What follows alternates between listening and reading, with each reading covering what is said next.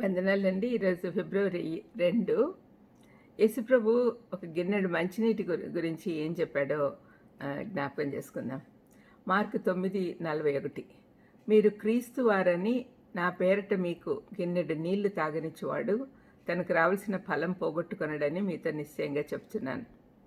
యేసయ్య పేరుతో ఒక గిన్నెడు మంచినీళ్ళు ఇచ్చినా కూడా అది ఆయనకిచ్చిన కానుక అవుతుంది. కొన్నేళ్ల కిందట ఒక చర్చి కట్టడానికి మొదలుపెట్టారు. సంఘ పెద్దలు విరాళాలు సేకరించాలని ఆలోచించారు. ఒక దైవ సేవకుడు వాక్యం ద్వారా ఇచ్చుట గురించి మంచి సందేశం చెప్పి అక్కడి అవసరాన్ని బట్టి వారికి చేతులైనంత ఇవ్వమని ప్రోత్సహించాడు. వినిన చాలామంది ధారాళంగా ఇచ్చారు. వారి నడుమ ఒక చిన్న బాలుడు ఉన్నాడు. అతడు పేదవాడైనందున డబ్బు లేదు. కానుకలు పట్టేదానికి వచ్చినప్పుడు ఆ చిన్నవానికి ఇవ్వాలనే కోరిక కలిగి ఉన్నందున తనకి ఎంతో ఇష్టమైన వేసుకున్న టీషర్టు అందులో ఉన్న 5 గోళీలు వేసేశాడు. ఆ తర్వాత సంఘ పెద్దల్లో ఒక ఆయన దాన్ని చూసి ఎగతాళిగా మాట్లాడటం మొదలు పెట్టగానే అక్కడే ఉన్న చైర్మన్ ఆ టీషర్ట్ను 1000 రూపాయలకు కొన్నాడు. అంతేకాకుండా తన స్నేహితులు 5గురితో ఆ గోళీలు కూడా కొనిపించి ఇంకొక 1000 రూపాయలు సంపాదించాడు. ఆ వచ్చిన ధనంతో ఆ బిల్డింగ్కు మూలరాయి వేయించాడు. యేసుప్రభువుకి ఏమైనా హృదయపూర్వకంగా ఇస్తే అది వ్యర్థంగా పోదు, 100అంతలుగా 1000అంతలుగా దీవించబడుతుంది. ఈ సత్యానికి సూచనగా ఆ టీషర్టు 5 గోళీలు నిలిచాయి. ఈ సత్యం మన మనసులో స్థిరపడాలి. తరచుగా యేసుప్రభు తన బోధలలో ఈ సంగతి చెప్తూ ఉన్నాడు.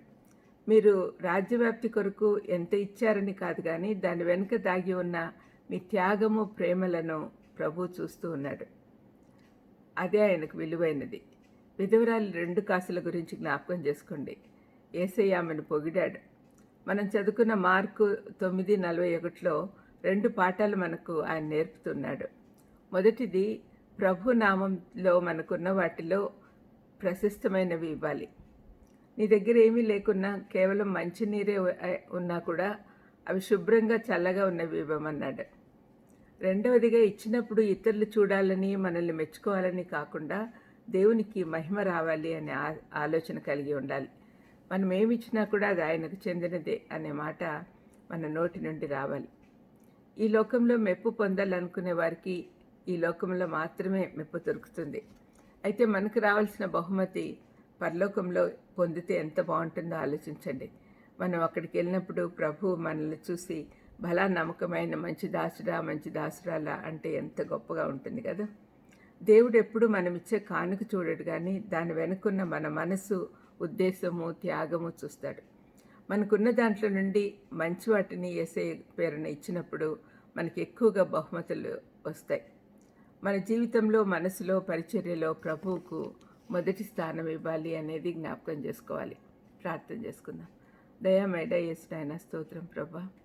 తండ్రి, ఉదయకాలంన ఒక గిన్నెడు మంచినీళ్ళు మీ పేరుతో ఇచ్చినా కూడా అది వ్యర్థం అవ్వదు, తిరిగి మాకు బహుమానంగా ఇవ్వబడుతుంది అనే విషయం మాకు జ్ఞాపకం చేసినందుకు మీకు స్తోత్రం.